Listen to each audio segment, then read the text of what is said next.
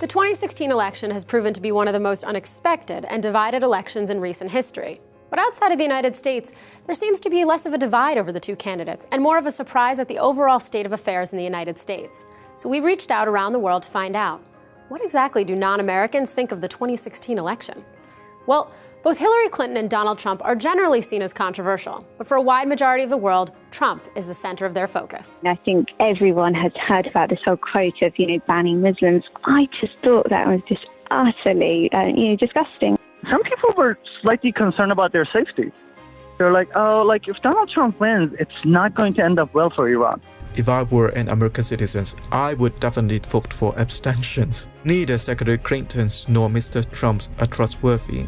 Trump's popularity has been a bit of a shock, so much so that for many, the frontrunner Clinton is at the back of their minds. There's some email thing which has gone on recently, but I don't think it grabs people's attention to want to talk about it enough. Any conversations that should be being had here is not a sort of I hate Hillary one. It's more of what on earth is Donald Trump getting up to. In the UK, Clinton has also been repeatedly compared to Margaret Thatcher, who was famously and widely disliked but considered a strong and decisive leader.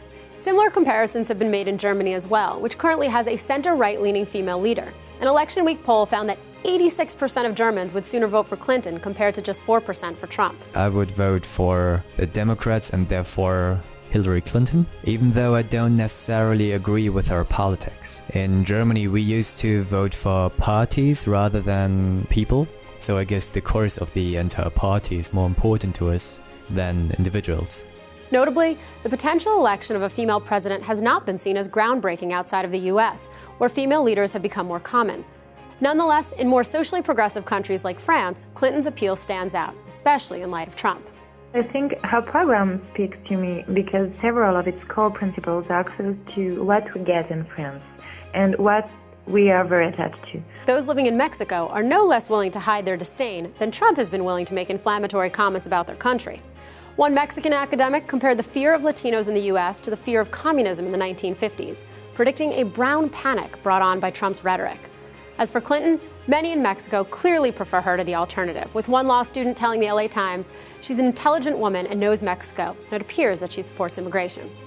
But people from other countries, particularly in the Middle East, don't seem altogether excited about a Clinton presidency. A report in June by the Washington Post showed that Egyptians seem less concerned with who becomes president and expect the result to be roughly the same for them, negative. Not far away, Iranians similarly seem guarded, especially in light of the recent nuclear deal. There was a sense of fear. People were asking, how is Donald Trump qualified? How is that even possible? They're letting someone like that run for the election. He will definitely overwrite the deal. Interestingly, many Israelis have shown support for Trump, although the common thread of anyone who supports Israel seems more important than the candidates themselves. Trump, as a Republican, is more likely to unconditionally support Israel, while there are some fears of Clinton continuing the U.S.'s allied but critical stance, despite her overall support. The biggest difference between the U.S. and the rest of the world seems to be the level of shock surrounding Trump's success. One German academic wrote, "Trump's unstoppable rise is seen mostly as a symptom of a distinctly American disease.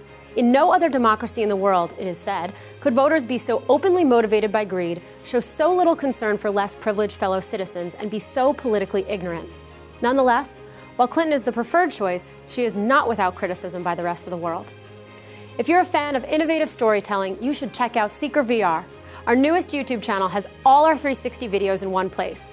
We send a camera from Earth to the edge of space, and you can relive the whole thing here.